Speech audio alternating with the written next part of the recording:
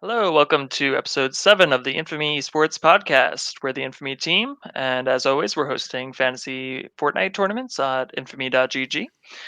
Come join that for a chance to win 2,500 V-Bucks and join our Discord to chat it up. Today, we're discussing games that could have been esports or had some unique potential that could have been kind of harnessed into a competitive environment. And all four of us kind of picked our own game and I'll start us off. I think Left 4 Dead 2 would have been an awesome competitive game. And while I was researching, I actually found out it is one. It's a bastard child, completely unrelated to Valve in any way. But but yeah, they've kind of molded it to be a more competitive environment because they found that the survivors they like a coordinated survivor team they win out most of the time, so they got rid of like half the guns. Like you have super basic guns, no health packs, no defibrillators. You only get like one thing of pills each, Oh and shit. you and if you get to the end, they you get bonus points for the amount of health you had. So like literally like any damage you can manage to do as the zombie This side. can like win you the game. Yeah, it counts distance and health, and they allow like one witch and one tank for each at like certain parts of the map. But yeah, I thought it was interesting because how they went about solving a lot of the problems that when I was thinking about this topic initially, like kind of the randomness of like you don't know what kind of zombie you're going to spawn as, Mhm. and just Mm. like how a lot of games if you take it and you put it in a coordinated like competitive environment like a ultra try hard sweat they Mhm. it's easy to break it for a competitive like it Yeah. isn't viable competitively, and I think Yeah. that'll come up a lot of these. But what do you guys think about Left 4 Dead? No, that does Mhm. sound really interesting, especially like when you said like the witch and the tank thing and like the zombies too. If you like open up the player field to have their make their own choices, like obviously you're limited to one or there are same restrictions that the game has when it randomly assigns you monsters or zombies to choose your zombie, so like that way you can be like, all right, we need like a hunter at this point, and like Mhm. your boy can go a hunter, or like you like choose like, all right, so we're gonna set before the game starts, you set your tank, like we're gonna use our tank at this point in the map instead of the, because like in I do current think Left it 4 is Dead. it has to be at a certain time, a Yeah, certain percentage of Definitely. distance. but yeah, um like but a what minimum, I but you was should be able to choose when you want. I Well, mean, you you can can break set out the that. Mhm. engage. I think that is like the whole what it's all about really is the Mhm. different it's all about like set engagements, and there's like certain parts of the map where it's like, Yeah, okay, we're gonna have to deal Mhm. with this tank, and that ends up being like super hype parts of the matches or each yeah. round. Definitely. Yeah, because like the problem that you have with like traditional Left 4 Dead is like when you go through the maps like 3 or 4 or 5 times, you're like, all right, so this is the point when the tank spawns, and you like Mhm. you're prepared for that. But if you have like that option to be like, all right, we're gonna throw the tank here, and they're not gonna expect it, you have like that surprise factor, and the enemy team has to be Mhm. like, all right, oh shit, the tank's coming. You like get that notification still, but you have to like react to it as opposed to being Yeah. You can form prepared for it before. Yeah, you you can have form form like strats. strats With around Left it. 4 Dead as well because I keep thinking about like when we all played Left 4 Dead, like the original one, Hmm. and like it would literally. So like the way that it worked, there weren't enough zombies to go around for everybody. So like it would spawn. You would spawn two hunters, smoker, and a boomer, right? Mhm. I remember playing one game where I immediately died as a boomer and it glitched, and then I became a hunter, and we killed them in the first 5 seconds of the game Yeah. because you got everybody. Or like we played one time when like going back to his point about coordinated team, we only used health packs on these kids. Only Yeah, health it's like packs. And we it just it zombies to death with health packs. it We does I like have we didn't kill that tank, but we did fuck them up. yeah, Mhm. it does have a lot of potential. Jake and I played recently Left 4 Dead, and the kids that were just still on the game are like Dedicated. you can't like even like you jump at someone too early, you're dead. Like you Mhm. have to, they know every like the sound cues, everything, they're like ready, and like Mhm. people still play it to this day, and like I'd be interested to see how like competitive Left 4 Dead would pan out. It could Mhm. be Yeah, could the forming your strats, like being able to customize when you want to put in like certain engagements, like kind of really breaks the mold of it being like a roller coaster ride. Like you're on this ride, you know where you can see where each twist and turn and what drop is going to come, like when and where. So it's like bringing that variable and unpredictability, I think is like a big crux to if that was to succeed or not. Yeah, if they would have implemented that, or now that Valve is making games again, maybe they'll put it in 3. What if Are what do you think if they made a map editor, a map maker for a new one? Would that be Yeah, that is they have also implemented that, modding it up to do. They originally stuck with the standard maps, but they've been implementing custom maps of their own to kind of shake things up. And the fact that there are no health packs. There's just the pills. So it's really about, like, even if you have no chance or very little Mhm. chance of actually killing them, even if you really your only opportunity is with the tank or the witch, but just like chipping away as much damage as you can, like that's Mhm. you're not getting that health back. So it's all Yeah, in the it's game. like Yeah. That kind of brings into like a few points. Like the game I was originally gonna do was like Dead by Daylight, where it's just like you have like one person who's a killer versus like four people or survivors you're trying to escape before the killer kills everybody. But like the problem with that game and like another game like last year and the new Resident Evil kind of like side game that's coming out or just came out, where it's like one person's a different class against another group of people. It's just like the the survivors or whatever tend to be overpowered a lot of the times. Just like having the different kind of style like classes against each other, just like a lot of hard balancing where it's just going to be a very monotonous gameplay, whereas you're always going to run certain characters with certain perks or whatnot. yeah, that's like I'm glad you brought that up, Jake, because the game that I was originally going to do, Evolve, I did some Mhm. research on it, and that was like the main reason why it failed. It was another 4v1 game, kind of like Left 4 Dead, and like when I was doing research, people like in the comments on YouTube and they were basically talking about how like everyone was like, oh, it's 4v1, it's hard to balance, and people were like, well, Left 4 Dead does a pretty decent job at it, but it is hard to balance 4v1. The problem with Evolve was that the monster was just like super overpowered and just Mhm. would like it was like so easy to get away, and like you said, like optimal strategies, there was only like certain survivors that were viable to use against the monster, and it would just like made the gameplay very monotonous and boring. Yeah, well, that's what made me think of Left 4 Dead initially. Is it's inherently balanced because the way it works is, like, the survivors get a run at the map and the other team's the zombies, and then you switch sides. So it's completely balanced on that end, where it's like you can't be like, "Wow, the monsters are too powerful and the other ones aren't," but because both sides are getting Mhm. a shot at each roll. So Yeah.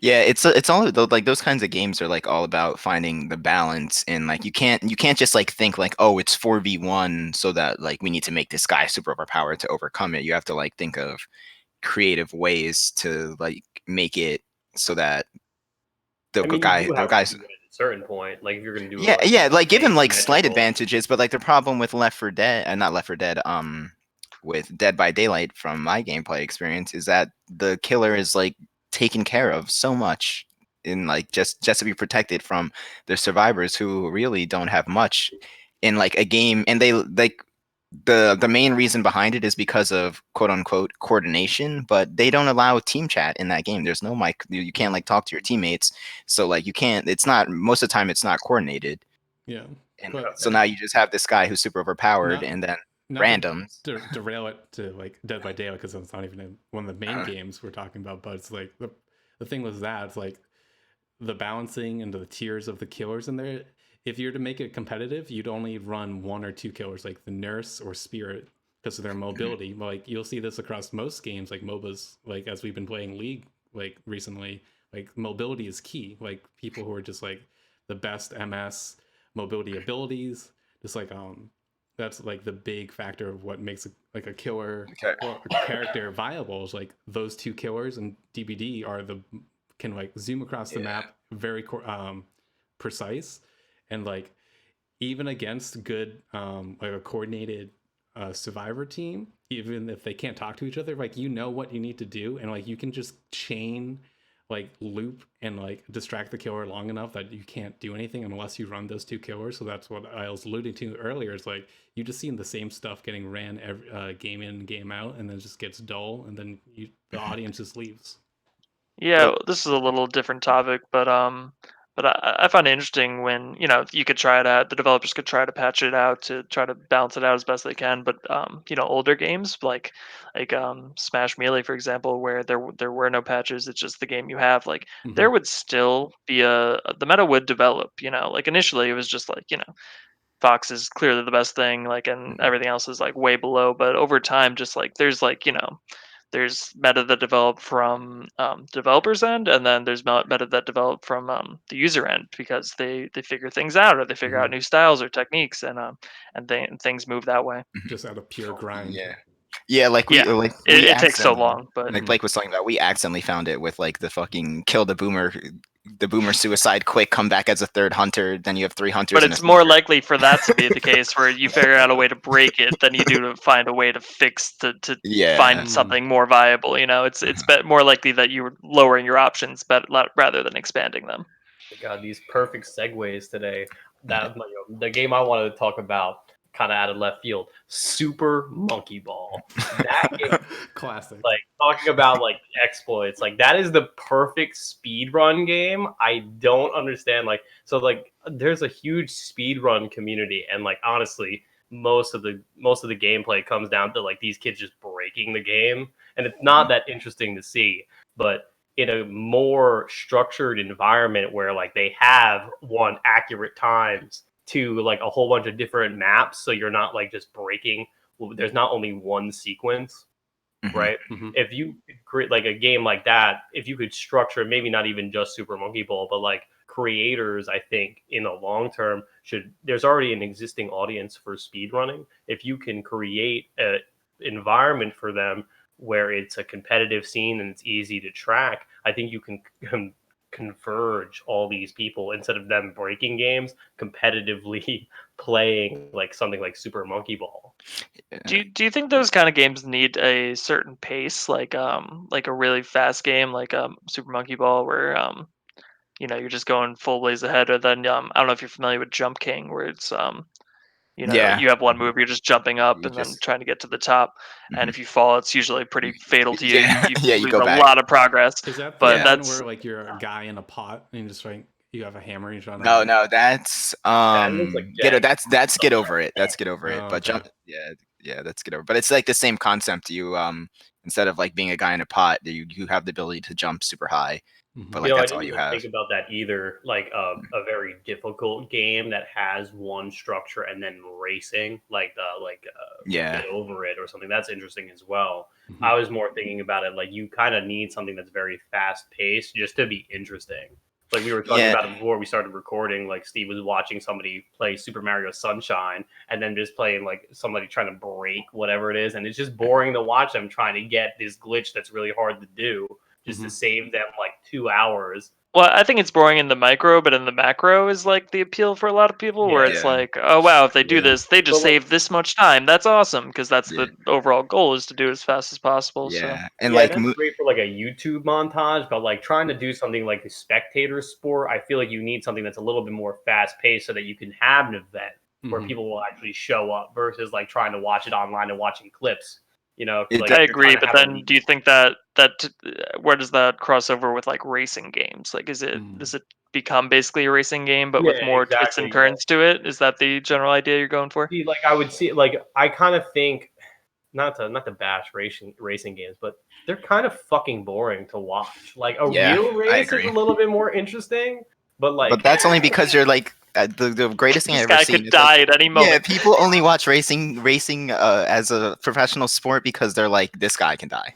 That's yeah, like Closest thing we have to a motorcycle blood racing sport. or NASCAR. Not to bash NASCAR if there are any fans out there for NASCAR, but they're making a left turn. Left.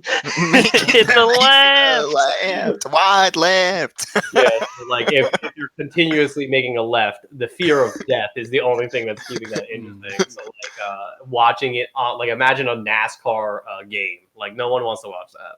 Yeah.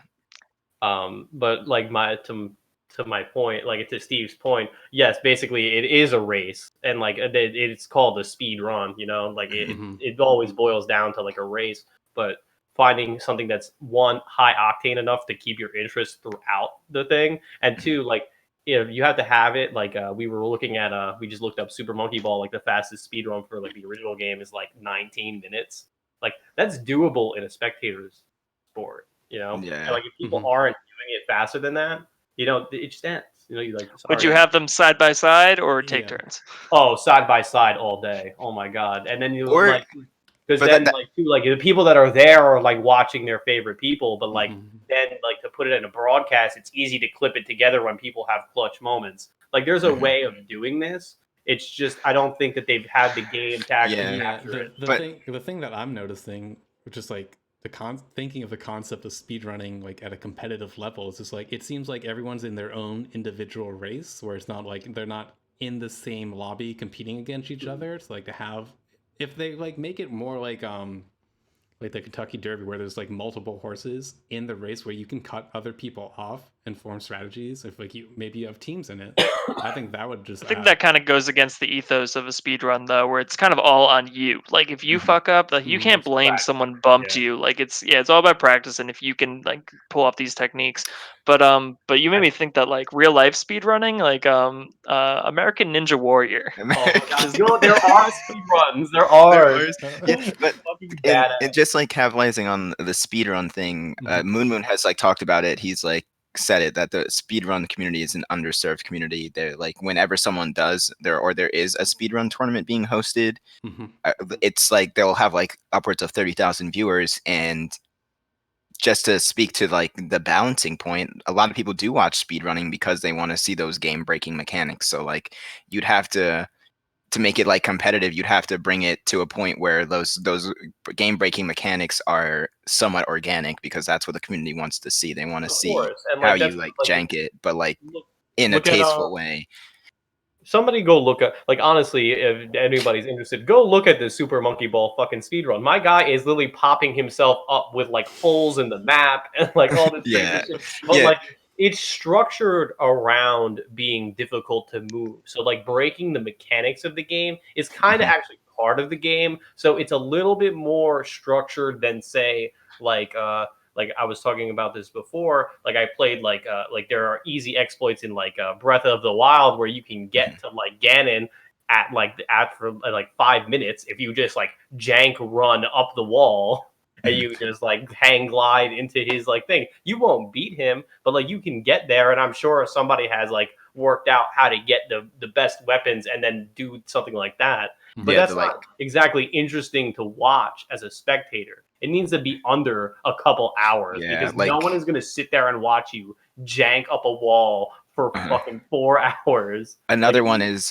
like Mario Kart. There's, I don't know what level it is, but there is one level where you can just like fall through the ground and it'll bring you like Rainbow Road. You can like fall through the ground and it'll bring you right to the checkpoint. That's like technically a speed run, but that's not it's not fun. interesting. Yeah, that's not fun to watch, you know. Yeah, that's why I think like something like a Trey was saying like a puzzle game, like a puzzle games too, like something like that, where like it needs to be structured in a way where there are interesting ways to execute on it, but maybe like high technique, but like it is structured in a way. And I'm like, it's a little bit less fun, but like if they are difficult to execute, it's also another way of like making it competitive while also like keeping the same kind of genetics of like a regular. Yeah, so if there are any game developers out there, Also step away from FPSs and think about doing speedruns. Underserved community. But like it's hard to like organically create that, you know, like you Speedrun can't. communities if you need a fantasy tournament host. Yeah, we'll host in your our fantasy Discord. speedruns. Yeah. Well, I think sometimes- it's I just think it's interesting because it's an entire different way of measuring success, because it's almost like an old school arcade like leaderboard where it's like, because it's all about records, so it's like you're going for the fastest time, and it's you're competing against yourself, but at the same time everyone else that's ever completed the speed run. So I think it's interesting. Yeah, definitely. I really like the idea of fucking doing it live. I really want to see these like, yeah, okay, you can like post your best speed run, but how consistent are you also adds another layer to Yeah, it. that's When you're true, doing because it a like lot that more- kid who recorded the fastest speedrun who knows how many times he did that. Like it would be interesting to see like them do it live and how many retakes you have on certain maps, especially if you limit it with like, all right, you only get 3 runs of a map, and if you like don't get completed in 3 runs, you're like that map's just like a 0 or an American Ninja Warrior. If you don't get up that wall, you're done. So Yeah, I like that idea, but I also like the idea of just letting them go and see who finishes first, like a race. Like there's a whole bunch of ways that you I think you can only do a one-on-one. Like I don't think you can have like a row of kids. No, Like everybody, and then it's like you go like you do prizes based on like first through like fifth. Yeah, So, I think like, the way I set it by up keeping would them be in- like maybe 8 kids, and then you pair them up, and they go like they face off, and then you Yeah. cycle in the next one as soon as they come, and then you check the What times. if I'm the just not- station I'm not a- moved like on the ground, like in the live event, like they had like a mobile station. The station progressed towards the like a artificial finish no, line they have in to line route as they progressed through the map. Everything better be wireless, Jake, or we're gonna have lawsuits. I'm getting like Yu-Gi-Oh vibes with like Yeah. holograms and Oh, man. shit. I mean, I Card support games that. on bikes. That talk about a spectator experience. Yeah. That would be amazing to watch for like Mm. someone needing a shit ton of money to pull that off.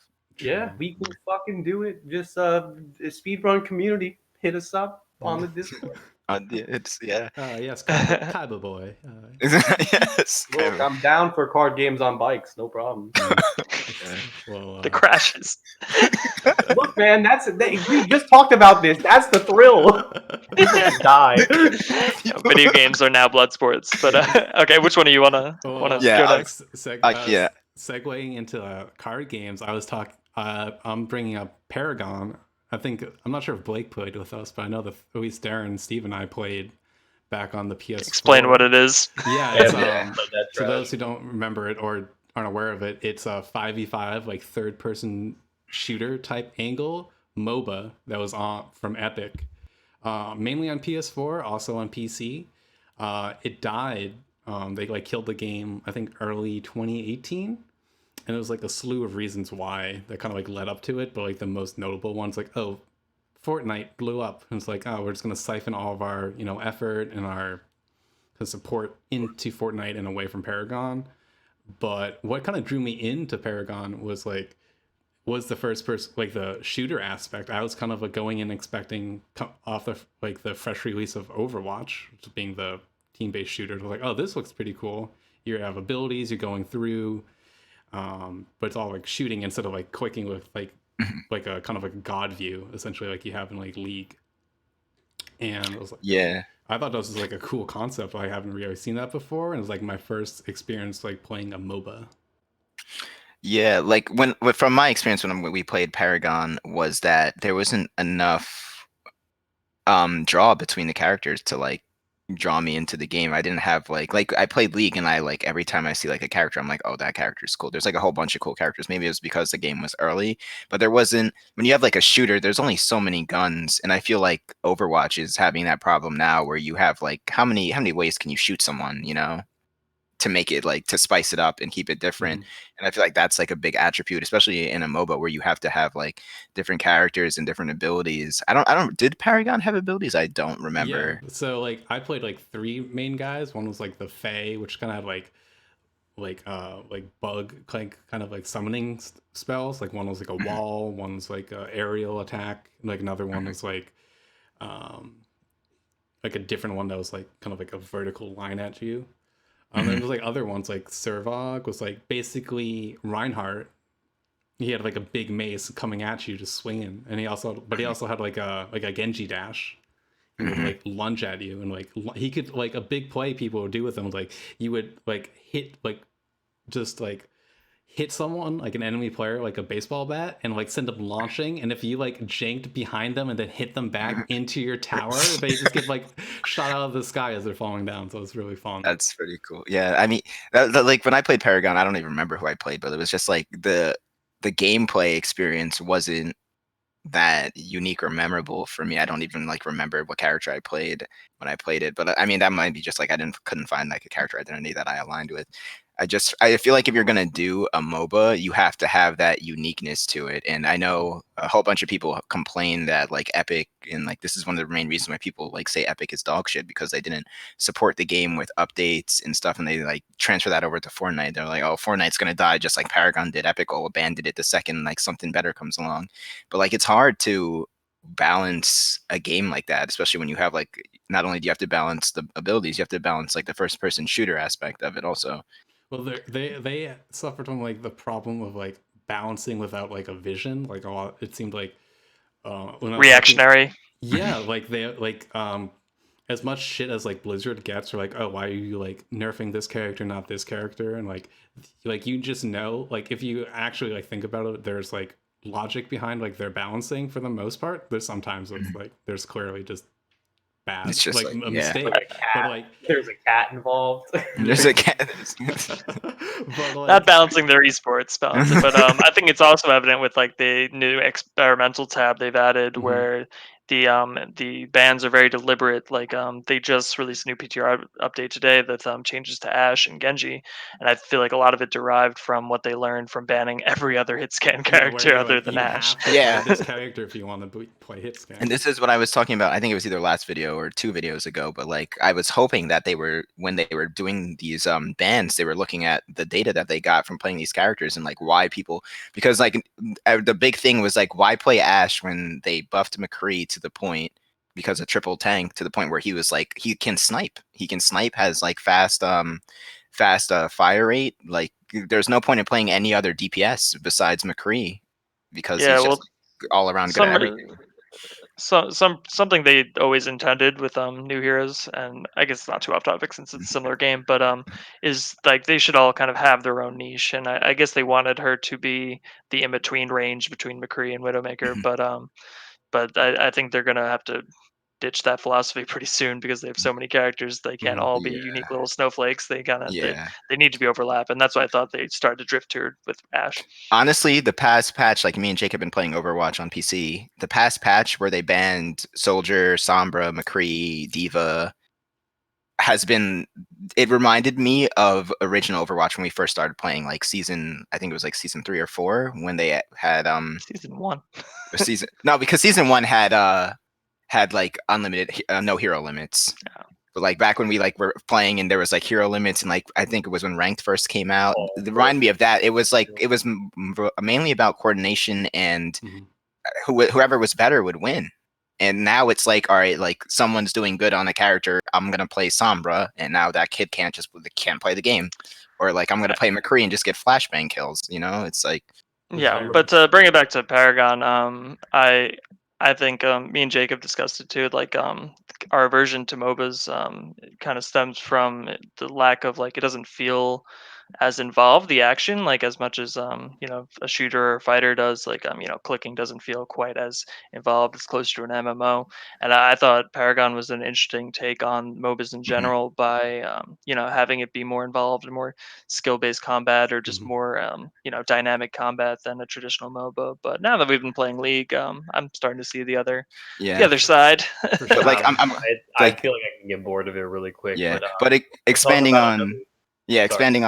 expanding on that, Steve, is the game that I want to talk about, Monday Night Combat. I feel like they did MOBA as it's a third person shooter. No, third person shooter on certain characters. It's a third and first person shooter. So Can you like if explain you're, it to me? Because I yeah, have yeah, no idea what it yeah. is. So It's the original hero shooter. yeah, it's the original hero shooters. It's a 6v6 game. You Team Fortress yeah. is the original hero shooter, but Yeah. go Oh ahead. yes, it's. Oh, I want to say okay. it's inspired by Team Fortress. You have like a whole bunch of hero types. There's like an assassin, a gunner, a tank, a support that puts down a turret. So it's 6v6. It's like a traditional MOBA. You have turrets and bot lanes. There's 2 bot lanes. You have to push to kill the money ball, which is kind of like the Nexus in League. And the hero archetypes were what made the game so unique. It like solved that problem of like, oh, you want to play a melee character? There's the assassin for you, and the assassin has invisibility. You can assassinate people. You do like if you get someone from behind with your melee move, you do a shit ton of damage to them, and that's like the character. That's like what your character's job is. Then you have the tank, who he has like a incendiary gun. He lights you on fire, but he has a shit ton of health. And all throughout the game, it's like a MOBA, so you like level up. You can level up your health. You can level up your guns. and all that stuff matters, but you can also level up your turrets and your base defenses. So you choose what you want to spend your money on. It's not only about just leveling up your character. Like imagine a league if you can go back and be like, all right, and this lane's getting fucked on. I'm gonna go back and I can. You can. So there's like 3 levels of turrets. There's like a basic turret, then there's a laser turret, and then there's the rocket turret. So it's like, all right, these kids are pushing this lane hard. I'm gonna turn this lane into a rocket turret. But like, not only are you gonna turn it into a rocket turret, you can level it up to a level 3 rocket turret, which So it's does like just a shit tower ton. defense meets a MOBA. Yeah, it's a combination of both games, and it's amazing. But like, what happened with it when I was doing my research on it is that apparently it came out in 2011, and this was before like back in the day when we would play games. And I can't believe I just said back in the day. What the fuck?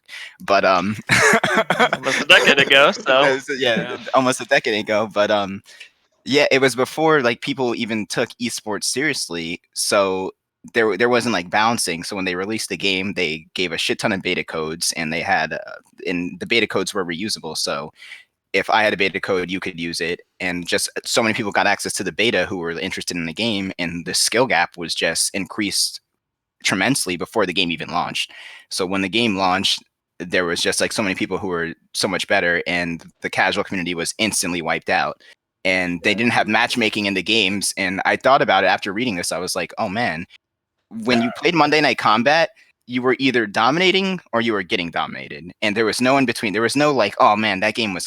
Those games were very rare. It was either you're like, oh, these kids are getting destroyed, or you're getting destroyed. And it's hard to come back in a like, especially when you have a MOBA game, like because once you get like the money advantage, now you have like level 3 rocket turrets everywhere. And there was like a long shot turret that was kind of like a sniper. So like you have a level 3 long shot turret that can just shoot from across the map anyone.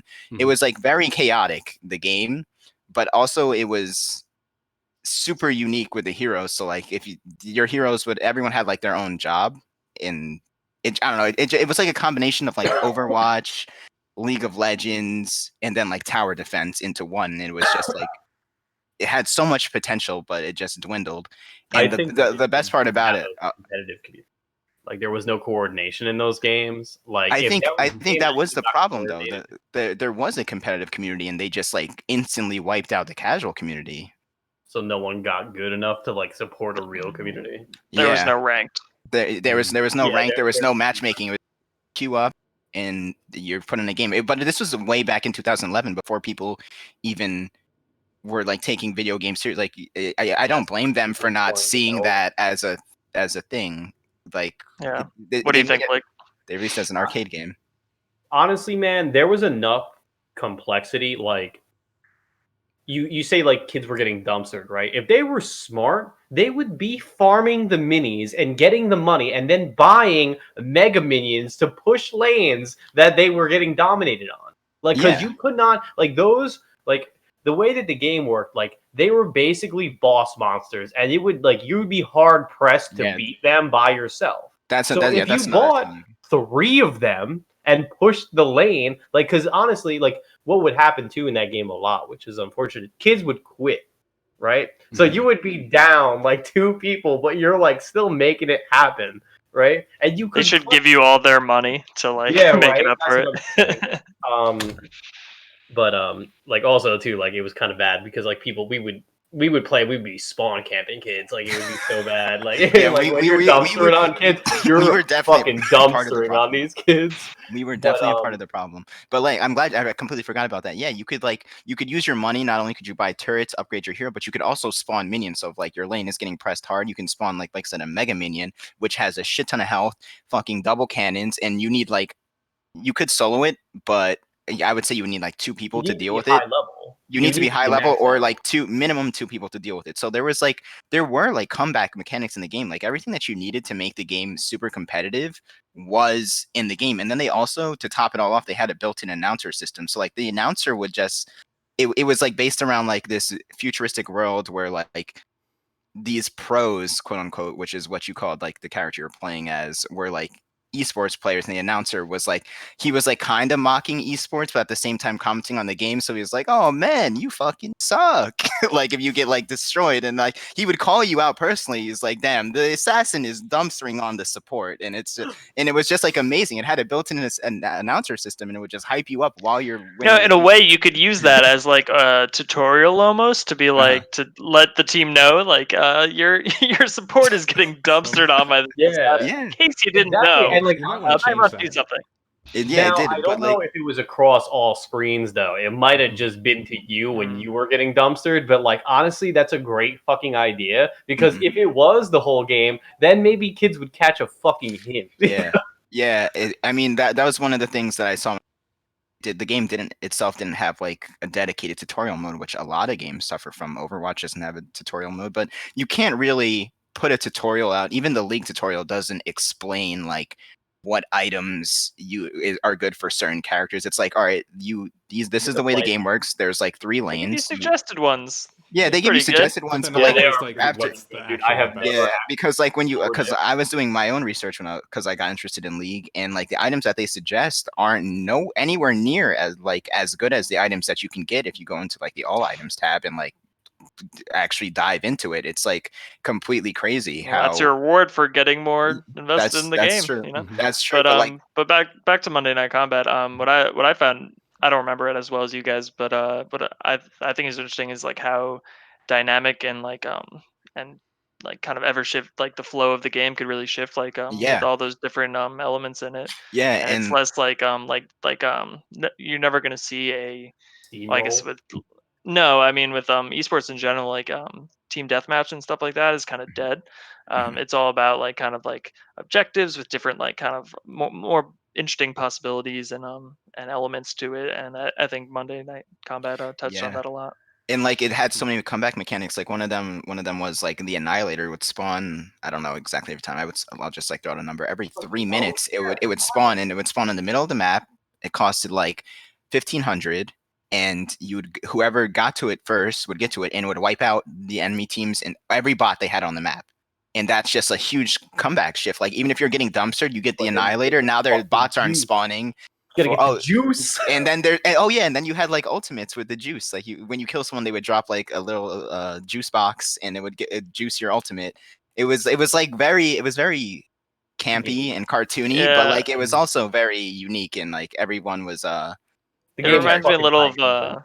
it reminds me a little of Unreal Tournament, where they would literally just, there'd be a nuke that would spawn somewhere, yeah, and if you pretty got it much. and shot it, it would shake like the entire map. It Everyone would would just be like, "Oh, someone just fired off a nuke." Yeah, yeah, which is like the balance was inherently there. Yeah, there were like little tweaks that needed to made to like specific characters, but like the game had like the game itself outside the characters, like the mechanics of the game, the turrets and stuff. It was balanced. You could like you could, if you're like getting pressed in one lane, you could buy a turret. If you're getting But I they're think you were right overrunning you when on you said bots. before it was available in the Xbox Arcade, so they Yeah, never they did. intended it to They be a never super intended to competitive be. game. Yeah, that was like from what everyone was like. Oh, they should have did this and that, but like they released it on the Xbox Arcade originally, and it was just like supposed to be, just a fun game that you could play. But I'll buy I'd be it if they interested to see what the remaster. developers intended. They yeah, should just remaster it. they did try to do that with Super Monday Night Combat on the PC, and what happened with that game was that it was just they added too many characters, and there Oh was like god, no, yeah, you they can't added do characters that. that could like teleport, and like there were just obvious strategies that were just better, and like so many Yeah, characters just fell behind. see, like the downfall of Shadowrun. Too many characters. Too many characters. Should have kept Yeah. it tight. MLG There's only demo. 4. There's There's only only Yeah, 4. too many. two. They have like 3 mechanics to be able to balance, and then you're gonna fucking add in 2 more characters. And then you It was add probably the crazy abilities. powers. Yeah, it was It the was probably powers. the Like you add in powers. crazy abilities like teleporting. Like, come on, you could like you can really teleport. That was the best part. It wasn't Yeah, that but broken too. No, It's I'm, just still, it because no, you was I'm could the talking follow them. about it was I'm the talking it about was Super the Monday Night Combat. That's what broke that game. Like that was like the optimal strategy. Like there was one character that could just fucking teleport, and like nothing mattered when you can just like teleport. So that's Well, broken. they didn't intend it to be competitive, so they probably were like, "This is cool. Let's do this." So yeah, you yeah. kind of do need that mind state when you are developing a game to be competitive, and it's so rare when it's a happy coincidence where this game turned out to be like a competitive Everybody can't community beat took it Melee. and made it competitive, and it worked Mhm. out. Yeah, that was what I got from the research, was that the problem was that it became competitive way too quickly. But like, when you're a developer, you have to see that and be like, oh, this game's competitive, and Well, that's capitalize when on it. mods kind of Yeah. take over, and that's how we got the MOBAs in the first place, where people Mhm. just took A WoW. WoW or whatever. Mhm. Yeah. Mhm. I also two random side notes, and then we'll close it out. One, to bring up garbage hero shooters. What was Cliffy B's game? Fucking the Lawbreakers. Lawbreakers. Yeah. Fucking Oh God, Lawbreakers. dude. Shout out to the graveyard on that one. That they're like, it's gonna beat Overwatch. No, Yeah, it jumping was just around. bad. Oh, You know what? I You know what that game came down to? It What? was just not. It was just not fun to play.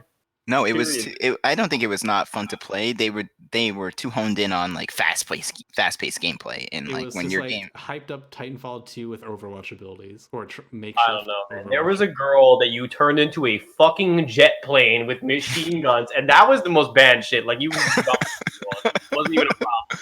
You came They, at them. You came at them, so like you would see them from like halfway across the map, turn into a jet plane with twin machine guns, and just melt them on the well, way in. yeah, I think that was the main problem with that game. There was like a couple of characters with hyper mobility, and it's just like, why would you play anything I else? thought Like, that was the whole gimmick. Like everyone's Spider-Man, kind yeah, of but like like that Portal game No, there where was only like one girl that was Splitgate? Spider.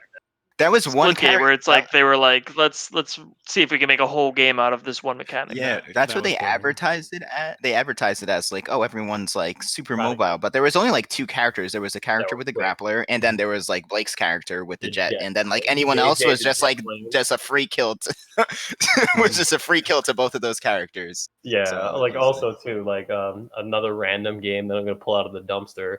If anybody in the fighting game community throwbacks, there is a for broken games. There is a competitive community around this game called Sailor Moon Fighters, what? and it is the most yes.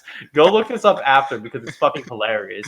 It is the Okay. most broken game of all time, yet it is competitive. These people get so hyped. There's like no one that likes it, but like look up the videos for it. It is fucking hilarious. They love this broken, obviously like they are busted ass characters, but they're like, fuck you, I'm gonna come for you with But the guy with nothing. that also goes for that. That's also lends itself to like Smash Melee, where it's like the whole competitive scene around that game is like broken mechanics, like wave dashing. I don't know. But That's that's not things nearly that as everyone broken can as the do. characters That's a that can That's universal one-shot you. mechanic. yeah, that's true. No, there are characters in this game that can one-shot you and like lock you into combos, and like they love it. They love it. It's fucking hilarious. Like you can have like like all this like thing that we're talking about, like oh, there are better practices to get it like for a broad audience, but there is always going to be, and like the most important thing to take away from all this is that you need that die-hard niche audience to be an esport. You Yeah. can't have it without these fucking people, and Sailor Moon Fighters has it. Yeah, a lot. Yeah, But I feel like that's the premise of a lot of our videos. Like, if you notice that your game has a competitive diehard audience, you gotta just like go with it. Like, I mean, you it's may like not if be you your have attention. this with nothing, with no attention, imagine what you could get with any attention, like a Yeah. Yeah, little bit of support.